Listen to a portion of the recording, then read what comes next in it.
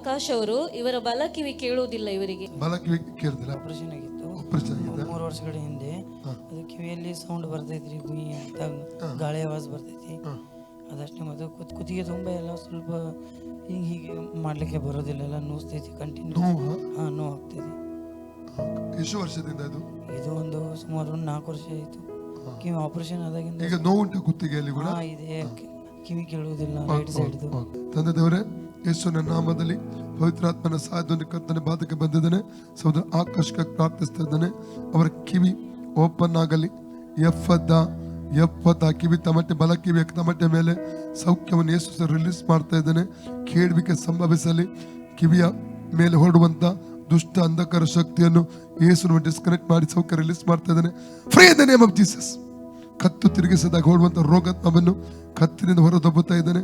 ಕತ್ತು ಗಂಟಲು ಫ್ರೀ ಆಗಿ free in the name of Jesus. ಸೌಖ್ಯವಾಗಲಿ. ಯೇಸುವಿನ ಬಾಸುಂಡೆಗಳ ಮೂಲಕ ಆಕಾಶಕ್ಕೆ ಗುಣವಾಯಿತು. ಯೇಸುವಿನ ಬಾಸುಂಡೆಗಳ ಮೂಲಕ ಆಕಾಶಕ್ಕೆ ಗುಣವಾಯಿತು. ಯೇಸುವಿನ ಬಾಸುಂಡೆಗಳ ಮೂಲಕ ಆಕಾಶಕ್ಕೆ ಗುಣವಾಯಿತು. ಯೇಸುವಿನ ಬಾಸುಂಡೆಗಳ ಮೂಲಕ ಆಕಾಶಕ್ಕೆ ಗುಣವಾಯಿತು. ಯೇಸುವಿನ ಬಾಸುಂಡೆಗಳ ಮೂಲಕ ಆಕಾಶಕ್ಕೆ ಗುಣವಾಯಿತು. Free in the name of Jesus. ಈಗ ನೋಡಿ, ಕತ್ತು ತಿರುಗಿಸಿ. ಇಲ್ಲ ಅಲ್ಲ, ಹೋಯ್ತು. ಈ ಒಂದು ಗುಣ ಮಾಡಿದ್ರೆ ದೇವರು ಇನ್ನೊಂದನ್ನು ಗುಣ ಮಾಡ್ತಾರೆ. ಆಯ್ತಾ? ಹೇಳಿ, ಯೇಸುವೆ ನನ್ನ ಕತ್ತು ನೋವಿನಿಂದ ಗುಣ ಮಾಡಿದಕ್ಕಾಗಿ ಸ್ತೋತ್ರ.